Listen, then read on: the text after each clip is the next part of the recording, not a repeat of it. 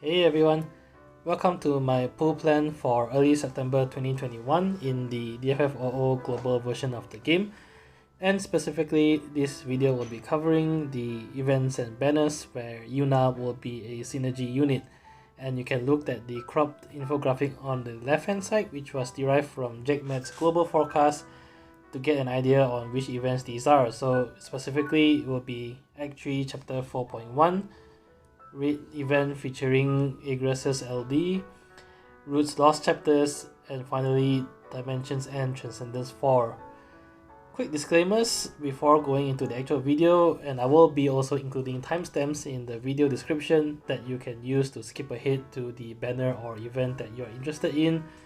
The plan that I've made is of course ideal for me based on my current resources and available roster of characters. And because everyone's a little bit different here, it may or may not be ideal for you. I'm always a firm believer that there's many different factors that should be considered, especially also that there's many different approaches that are viable in this game. So there is no one right or wrong way, and really a lot of it also falls down to your own preferences and playstyle. But obviously there are some factors such as your current resources in gems, tickets, and power stones, who you actually already have built up in your current roster, what sort of content you still need to clear, and of course, who your favorite characters are. So with that said, let's move on to the video. Okay, so the first event we have will be Act 3 Chapter 4.1, featuring the highly anticipated release of Yuna's LD and BT weapon, as well as a rework for Yuna. There's going to be two banners here. The first banner featuring Yuna, Trey, and Locke, and the second banner will feature a rerun of Dash and Gal's LD, as well as Gilgamesh EX as well. So for me in this event, I already have most of the other weapons here for the other characters, and the one that I'm really aiming for would be Yuna's LD, of course. So since I'm only aiming after one weapon in particular, my plan here is to use tickets until I score Yuna's LD. My ticket luck over the last few events has been quite horrible, ranging from anywhere between 300 to 500 tickets for weapons when I do decide to pull. And as a result, I've had to skip several events and banners such as Rosa or Leon's banners. But I'm hoping that my luck will improve here. If I don't score Yuna's LD with the 500 or so tickets I have left, then I will start using gems, because I really want to build Yuna up as a character. I really think she offers a lot of value for the upcoming stages or the upcoming future in the game. As for the second banner featuring Dash and Gao, I already have Gao's LD weapon, and I also have Dash LD weapon, although I actually do not have Dash's EX. That being said though, I'm not a big fan of either Dash or Gao at this point. Their kit is still viable in Lufenia, but they are kind of outdated considering that their LD weapons were released quite some time ago. And at this stage of the game, while you can use them, there are many other viable characters that would probably make a better use of your limited slot in your party. So with that said, I'll be skipping the second banner below. The next event after that is one that I'm also looking forward to, and that will be the raid event featuring the release of Agressus LD.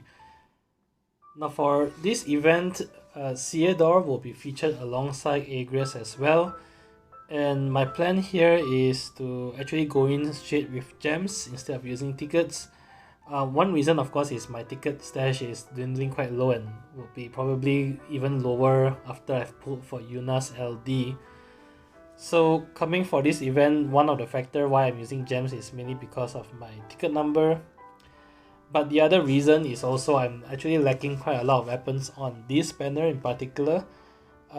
When Theodore was first released in Global, I actually skipped him the first time around. I did get lucky in pulling for Theodore's LD on one of the daily free tickets, But beyond Theodore's LD, I don't have any of his other weapons, which includes his 1535 and EX weapon ML beat. So my part of my thought process here is that, you know, if I go in straight with gems aiming for Agrius's LD, there's a very strong likelihood that I will also pick up Theodore along the way. It's a nice consolation prize as well. And also, I'm also hoping to score Yuna's PT weapon, and considering the fact that the first event before this I'll be using tickets, it's likely that by the time this event rolls around, I still wouldn't have had Yuna's BT weapon. So using gems will give me additional chances of actually scoring the BT weapon here.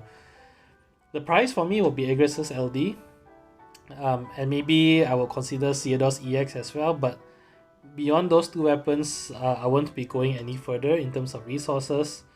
And if I have to, you know, I'll just token Yuna's PT weapon by the end of this arc.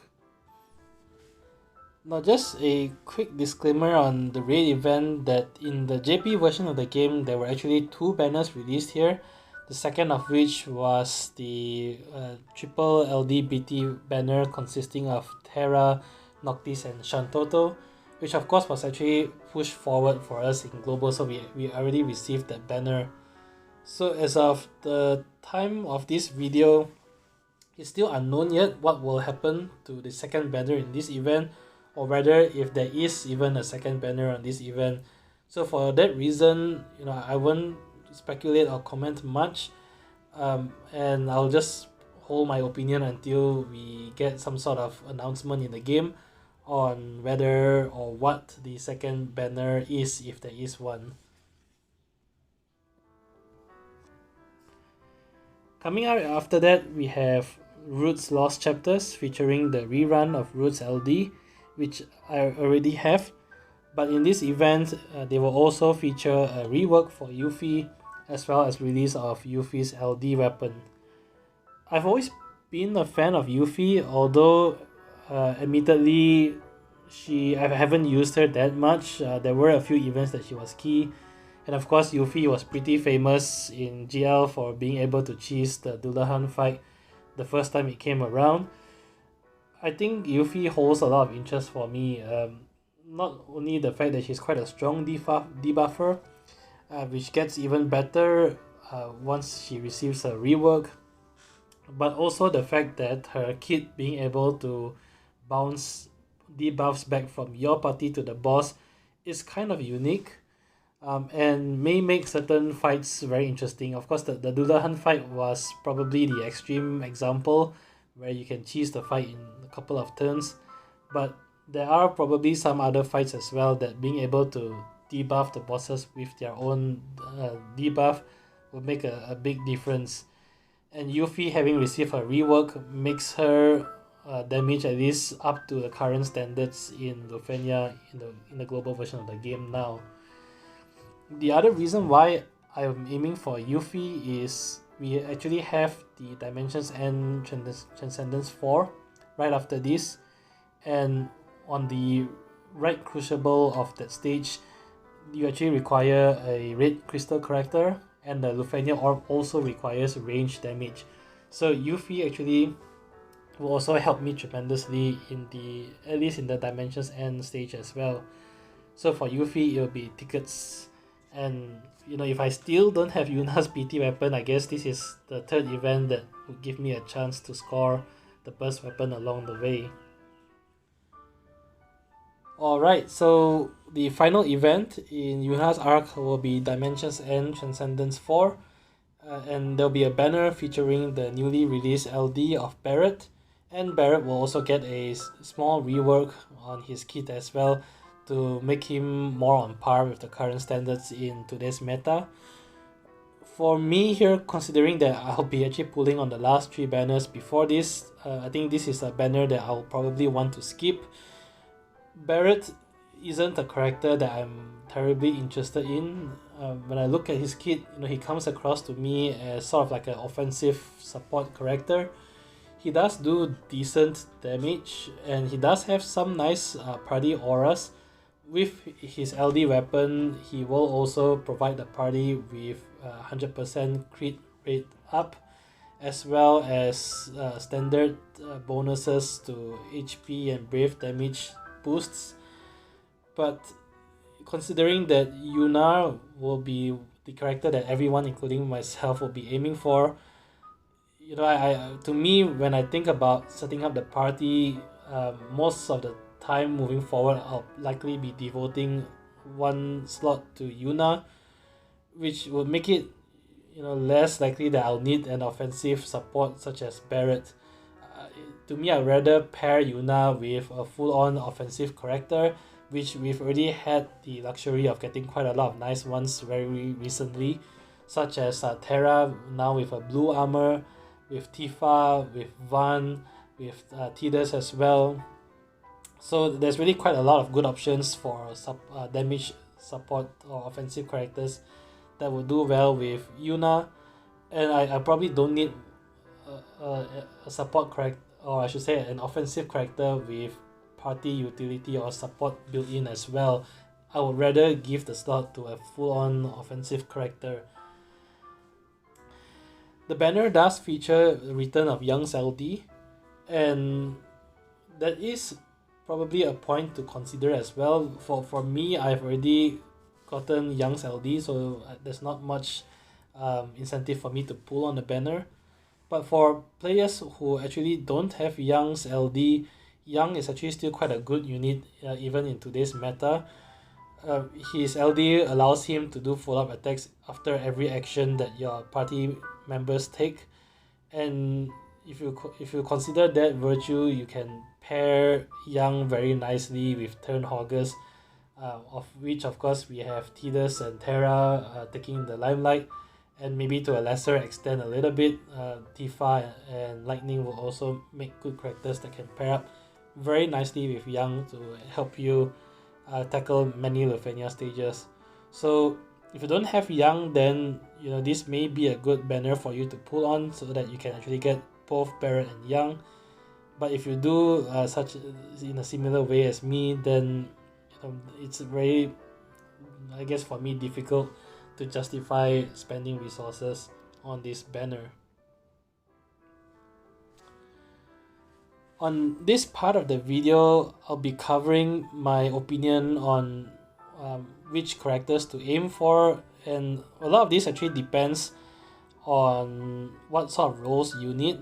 So you know, depending on your lack of certain roles or the abundance of characters that fit certain roles in your roster, you may want to rank this a little bit differently. But to me, when I look at the few banners in this arc, I think the biggest prizes will be number 1, Yuna by far. So a little bit about why I think Yuna is a great pickup. If you've played the global version of the game for quite some time, you've probably experienced the benefit that strong support characters that can give you. In the past, we've had titans such as Paladin Cecile, we've had Sarah, we've had Ares, for example, that give you very strong attack auras and brave and HP damage boosts, which helps you to penetrate the sky-high defenses in Lufenia fights. Yuna, I think, represents sort of like the next stage in strong support characters, because with her rework and LD, she's really top-notch in the aura department. And I like the fact that she also now will provide you with HP and brave damage boosts. The fact that she also cleanses the party with debuffs, I think, is a great prize as well, mainly because party cleanses are actually quite uncommon in the game. Of course, there are characters that can do that, such as Theodore, and I guess with Yuffie released here in this arc, she can also throw back some debuffs. But it's not very common that we have this built into a support character, firstly, and even then, you know, I guess it's still a party utility that will give you great value across certain fights. Particularly because also it seems that moving forward, you know, if you look at the past few fights lately, the boss landing crippling debuffs on your party is becoming increasingly common. So getting a character that's up to date that can actually cleanse debuffs will likely help you in quite a lot of Lufenia fights. Egress, I've always been a fan of her, and to me, I rate Egress a bit higher just because of that. But I like the fact that she gets much more longevity now because her LD can also refund both her S1 and S2, and she gets a new attack after using her LD that will land a framed confuse debuff, which pairs nicely in the kit, considering that her EX also provides silence, so she can actually provide very clutch disables that will come in very handy to the party. In terms of role fulfillment, so in the role fulfillment category, I think this really depends on what sort of roles you still need to bolster your party with, and depending on that, these characters may or may not add value. So there are 3 characters that I put here, which is Yuffie, Barret, and Young. Yuffie, I plan on pulling for her because I think her kit allowing the debuffs as well as throwing back debuffs to the boss is something very unique that will, to me at least, give some value. Also, the fact that she comes into play in Dimensions N4, at least there is already one stage that I will be using her on. For Barret and Young, I'm skipping them, but if you still need more offensive support characters or characters that can provide more auras to the party, Barret's actually quite a decent pickup. And the fact that Barret and Young are on the same banner means that the banner is extra value if you happen to not have both of their kits at the same time. As far as consolation price, so these are all the other characters that have LD weapons. Nothing against them, it's just that relatively speaking, compared to Yuna, Aegis, Yuffie, Barret, and Young, the kits in these characters are more outdated, and likely at this point of the game you will be able to find other characters that can fulfill their role, but with higher damage potential as well. I think I just want to mention Theodore here. Theodore's kit is actually quite decent. And he is one of the rare characters that can also cleanse debuffs on the party, but the fact that he's actually re-released here again together with Yuna is a little bit unfortunate for him, because if you did pull for Yuna, you've gotten a very strong party cleanser already. And same case with Barret, if I have Yuna in the party, I don't really need an offensive cleanser. Beyond that, I would rather give the party slot to a pure offense character rather than Theodore. Not saying that he's bad or anything, but there's less party compositions that I will probably use him if I'm already using Yuna. Long story short, I will be using tickets for Yuna's LD. I'll be skipping Dash and Gao. I'll be using gems for Igris's LD, tickets for Yuffie's LD, and I'll be skipping Barret as well. A little bit about the BT tokens. In my last video on Tidus's arc, I did mention that I will token Tidus BT. I actually did not do that for a few reasons. One is that I actually went ahead to blue Terra's armor because we got her early, and because I've actually already blued Terra, I see less need for myself to use Tidus. That being said though, I think he's still one of the characters high up in my list. If at the end of the arc I did score Yuna's BT, I likely will be using my tokens for Tidus. If I am unlucky and I did not score Yuna's burst weapon, then I'll just be tokening Yuna's burst weapon instead. So that's it for this video. If you've enjoyed the content, as always, do hit the like and subscribe button. It really helps a lot. Till then, I'll see you guys in the next video. Bye bye.